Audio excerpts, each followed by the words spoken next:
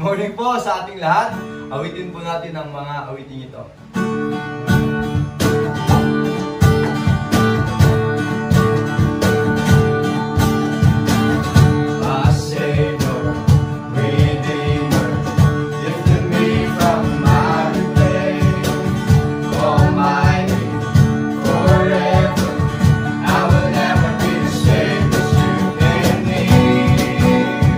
From the everlasting to the world we live.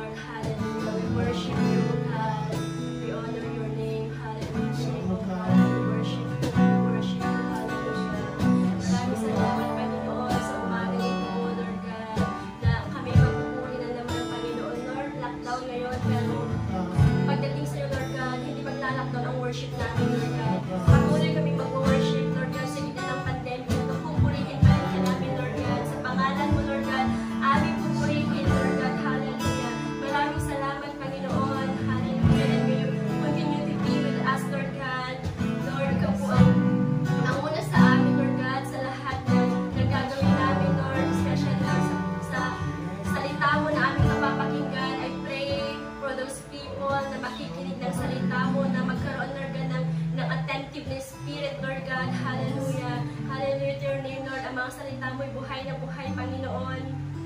At naway, Lord, kumilos ka sa aming mga puso at isipan, Lord God, hallelujah, through your words, Lord God, naway, maiparating sa amin, Lord God, ang mga kagustuhan mo, kalooban mo, yung will mo sa aming buhay, Lord God. And we are excited, Lord God, sa gagawin mo na naman, sa presensya mo, Lord God, na pupuno sa amin, Panginoon. Maraming salamat po, and we claim victory, Lord God, sa online service na to, in Jesus' name. Amen. Hallelujah.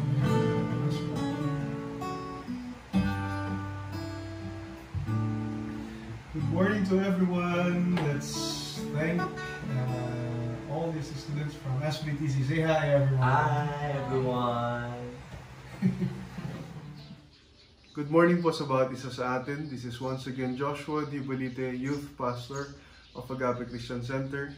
And I want to share to you this morning something from Psalms 131. I'll read from Good News Bible. It says, Lord, I've given up my pride and turned away from my arrogance. I'm not concerned with great matters or with subjects too difficult for me. Instead, I'm content and at peace. As a child lies quietly in its mother's arms, so my heart is quiet within me. Israel, trust in the Lord now and forever. Pray po tayo. Salamat, Panginoon, sa pagkakataon nito. Salamat, God, sa buhay that you've given each and every one of us. Thank you, Lord, for allowing us to live another day. And thank you for your grace. Salamat, Panginoon, sa protection mo sa amin sa pandemic na ito, Panginoon. And thank you for your provision for our everyday lives, oh God, that you're providing for our needs. And thank you sa victory, Panginoon, ng Church Online service na ito. Be glorified saan man, Panginoon, ng mga kapatid na inaabot ng video ito. Kumilos ka, Panginoon, sa kanilang mga buhay. And as this word, your words will be shared, Lord, convict us and reclaim victory. Be glorified in Jesus' name. Amen. Amen. I want to share something entitled Quietly Trusting the Lord, or Quietly Trusting Him. Kuna na ti Ilocano, si tatal na nga agtaltalag kanyanan. May tatlong bagay po na give up si David mula dun sa ating binasa.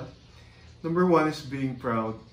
And the root cause of being proud is pride. Pride is giving ourselves the credit for something that God has done. Yun ang sabi sa GodQuestions.org.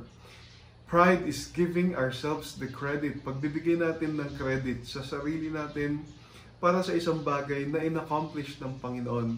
Sabi sa Ilocano, iti pride kakabsat, iti panagtangsit, ket panangtad mo, iti credit iti bagim, para iti may sangabanag nga ni Apo Diyos iti nangaramid. So, you're being proud. Ano, daan ka ti panagpanakal. Ano yan, gapo iti bagim, gapo iti bukod mo nga kabailan. Ano yan, panangalam iti pamadayaw nga rumbon na para kini Apo Diyos. So, that is pride, kakabsat. Number two is being arrogant. Arrogance is an open display of oneself, of self-importance. Iti ko na dyan GodQuestions.org, kakabsat.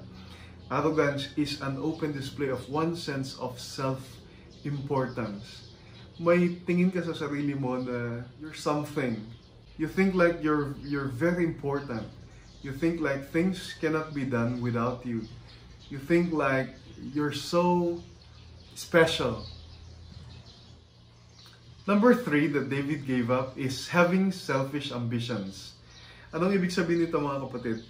Concerning yourselves with great matters. And then, sabi sa binasa natin, concerning yourselves with things too profound or difficult for you. Give up na ni David yan, mga kapatid. Hindi na niya sinali ang sarili niya, or hindi niya na inambisyon ng mga bagay na masyado matataas. No, i-translate tayo kakabsat, kadagiti nga panawin, DJ panang tarigagay ko mo kadagiti position, kadagiti banbanag nga naintaklan, ano yan? Kata, lang iti panang panunot mo nga, adang ako may jay, ano, ija na nga itong posisyon. Sa balimot ngamin, DJ panagtarigagay nga, Lord, usaron na kuma nga, agbalin nga, kastoy, no adak itirate nga posisyon. Kat no kaspagetan ni Apo Dios, ikabil na ka itirate nga posisyon. Hindi di ka kapsat, kas lang nga political ambition, na DJ panang kita iti bagim nga, dakad jay, ruling over people. And then, concerning yourself with things too profound or difficult for you. Ikon concern mo ti bagim, kadagiti banbanag nga saan mo unay nga maawatan. Kadagiti pa nagpanunot tumaminsan dagiti tattao nga ano siyak dayay, ano siyak iti kastoy, presidente ti Pilipinas. Well, hanggang nga presidente ti Pilipinas, President Duterte iti presidente, and most probably if you run, nobody will vote for you. So nga, tumaminsan kas lang nga, masyak taigbalin nga presidente, dapat kasi ti inaramid na. Kasi ti aramid at masyak taigbalin nga presidente. Pero most probably, if you're in position, hamamot lang amo iti aramidem. So kas lang nga, you concern too much with things too profound or difficult for you. It is not as simple as you think. It is not as simple as it seems. Mabaling nga lang nga kas lang nga naglakang aramidem, yom no si kanton ti adayjay, narigat kaya mga aramidem. So nga, antay unay nga ambisyonan, andiyat, agbalin nga, adayjay posisyon, just because, kas lang nga napintas, andiyat, iti adayjay nga to. But, nititimay sa nga banag nga in give up ni David kakapsat, iti dating chapter, yung pagkakaroon ng selfish ambitions. Instead, kakapsat, of having these three things, being proud, being arrogant, having selfish ambitions, he chose to, number one, to have contentment. Hindi pa nagbalin ka kontento kakapsat. And then number two, being at peace. Adan itital na. Number three, humbly trusting the Lord. Adan iti napakumbaba nga panagtalag kini Apo Dios. Ni Apo Dios amo na terarami din na. Ni Apo Dios, despite everything that are happening, He's sovereign, He's in control. So kakapsat, instead of being proud, instead of being arrogant, instead of thinking all these things that I've accomplished it because I'm good, I've accomplished it because adanak iti laing, nalaingat. Pilyon tayo kakapsat, kas pinili ni David, iti contentment, pilyon tayo iti contentment, number one, he was content. Adan iso na iti panagbalin nga kontento. Adan iso na iti talna. Ken adan iso na iti napakumbaba nga panagtalag kini Apo Dios. Pabalin nga kasi mo't lang iti iso ni Apo Dios kanya iti kakapsat iti rating nga bigat. God wants us to come to a point, kas inmabot ni David kakapsat, iti punto nga, he doesn't want to be arrogant anymore. He doesn't want to be proud anymore. He doesn't want to concern himself anymore with great matters. He doesn't want to concern himself anymore with things too profound for him to understand. That he chose instead to be content, to be at peace, to be humbly trusting the Lord. And then, ni Apo Dios, kapo iti dayta realization ni David kakapsat, that may also be leading us into the same position in life, nga pilyon tayo kumamot kakapsat iti contentment. For whatever situation you're in, adan tayo kumati contentment kakapsat. No, adan ka iti contentment, adan ka iti panagtalag kini Apo Dios. If you're at peace, you have trust in the Lord, fully trusting Him in every situation, despite the things that are happening, adan ka iti talna. And yan, you came to a point in your life, you came to a position in life for us, you just rely on the Lord and being at peace with your situation because you have the Lord watching over you, and then humbly trusting Him in everything. So nga, kakapsat iti encouragement kaniya tayo iti nga bigat, adan tayo kumamot iti quietly resting in His arms. Adan tayo kumamot iti natalna nga panaginana ijay imima ni Apo Dios. Kas iti may nga ubing nga agin ina na iti ima, iti inana. Medyo binasa tayo kakapsat ko na as a child lies quietly in its mother's arms, so my heart is quiet within me. Ito na encouragement na dyan kadagit ito tao ti Israel nga, trust in the Lord now and forever. Kat maybe it's the same message for each and every one of us. Just like a child would do to his mother, nyati ikasta na dyan ubing kakapsat, quietly resting in his arms. Agtaliktay ko makini Apo Dios kakapsat, quietly resting, ijay inima ni Apo Dios, may kadwa kakapsat, humbly relying on Him. At danday ko may itinapakumbaba nga panag-rely kaniya na, anya kadagiti banbanag. Then may katlo, trusting Him with our everything. Kasi iti may isang ubing kakapsat, anya? May isang ubing kas lang nga, awan iti concerns na kadagiti banbanag, at dan iso na iti panaginana, iti ima, ni inana, at dan iso na iti napakumbaba nga panag-rely kini inana, at dan iso na iti panagtalag kini inana kadagiti amin nga banbanag. Kini Apo Dios, kasi ko makakapsat, makasarak tayo ko maiti inana, at dan tayo ko maiti natal na nga panaginana. Kadagiti ima ni Apo Dios, anyaman iti sitwasyon. Over this pandemic mga kapatid, we may be restless. Mabaling nga dagiti panunot tayo, nabandog nga agpanunot, nga when will this stop? Kano nga agtal na ito? Kano nga agsubli iti normal dagiti banbanag? Ngayon, mabaling nga iti susuro ni Apo Dios kanya tayo kakapsat. Kat kas iti may nga ubing, nga agin ina na iti ima, iti arakop, iti may nga ina, agtalag tayo mat, aginana tayo mat, nga si tatal na, kadagiti ima ni Apo Dios, may kadwa, agpakumbaba tayo, wano si papakumbaba tayo, nga agrely kini Apo Dios. Awan iti sa bali kakapsat, nga pagtalakan tayo, pangikamangan tayo, iti nga sitwasyon, no dikat ni Apo Dios. We can gaputa, awanan tayo ti kabailan. Kadagiti banbanag, all we can do is to pray and to trust Him, to follow the protocols, to cooperate with the government, and then, to be the best citizen that we can be, that we can, to be the best Christians, that we can be. Makita ko managiti tao, iti pamati tayo, despite this pandemic season. And then, adaan tayo iti panagtalag, kini Apo Dios kadagiti amin nga sitwasyon tayo. We trust Him with our everything. So, madaday ni Apo Dios kakapsat, anyaman iti sitwasyon nyo, anyaman iti sangsangon nyo, nga sitwasyon personally, kadagiti pamilyayo, iti aglawlaw but may you be encouraged to quietly rest in His arms, may you be encouraged to humbly rely on Him, and may you be encouraged to trust Him with your everything. Iso na ti Diyos tayo, matalik ni Apo Dios. Ni Apo Dios hanga agbalbaliw. Ni Apo Dios iso na iti Dios, naman nakabalin iti amin, awan iti imposible kanya na. And despite, iti saan tayo nga panakaawat kadagiti amin nga banbanag nga maramit mapaspasamak. God knows what He's doing. God is allowing things to happen for a reason. Kasapulan lang agtalagti kanya na. Kasapulan lang sarakan tayo lata, itiragsak kalagiti puspuso tayo, kaputa Kristiyano tayo lata, despite all these things that are happening. Ni Apo Dios, kat Diyos lata, despite all these things that are happening, He still deserves our praise.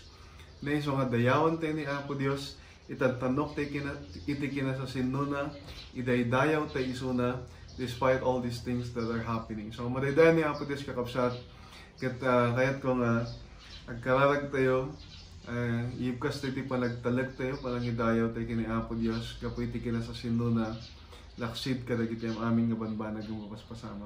Let's pray. Glorified Father, thank you because you're sovereign despite everything that are happening, O God. Thank you. Kaputa matalag ka nga Diyos, o Apo mapagtalkan ka nga Diyos. Anyaman iti sitwasyon nga mapaspasamak. Agyaman kami, kaputakan kanayan ka nga dito, O Apo, hanggang mga ibatbati, hanggang mga baybayan, O God. Agyaman kami ti presensya, nga mangidaldalan kanyami, mangisulsulo kanyami, mangliliwa kanyami, O Apo. Agyaman kami, kaputa siya ti Diyos, nga mangipay ka dagiti amin nga kasapulan mi, Sikati Dios nga mangagas kaniyami. Sikati Dios o Apo nga amami. Isong agtalag kami kaniyam, agrelay kami kaniyam, han kami o Apo nga agbalin nga proud o God, agbalin nga arrogant, ang kami nga agbalin nga ambitious o Apo no dikit Lord, kasmay sa nga ubing o God, agrupno kami kaniyam, kumamang kami kaniyam, agrelay kami kaniyam, agtalag kami kaniyam. Maitantanok ka o Apo sikati Diyos nga amami, naimbag ka nga Diyos o God. But Lord, thank you kapo iti kinasasinong. Manaydayaw ka, binisunam dagiti kakapsat nga agdengdengag. O God, maadan iti testimonyo, anya man iti sitwasyon iti panagbiagda. Kastoy man iti sitwasyon iti lubong Apo, maadan iti testimonyo nga mangidayaw iti kinasasinong kaputan naimbag ka nga Diyos o Apo. Rumbeng nga dayawan da ka, rumbeng agukbab kami kaniya. Maitantanok itinagan mo. Thank you for your goodness and your love. Be glorified today. Binisunam dagiti kakapsat, iti agape o Apo, kadagiti agbibuya, kadagiti pagtaanganda, kadagiti kakapsat o God, nga dagiti workplace da abroad o God, Hong Kong, Canada, wherever they are o Apo, Cambodia.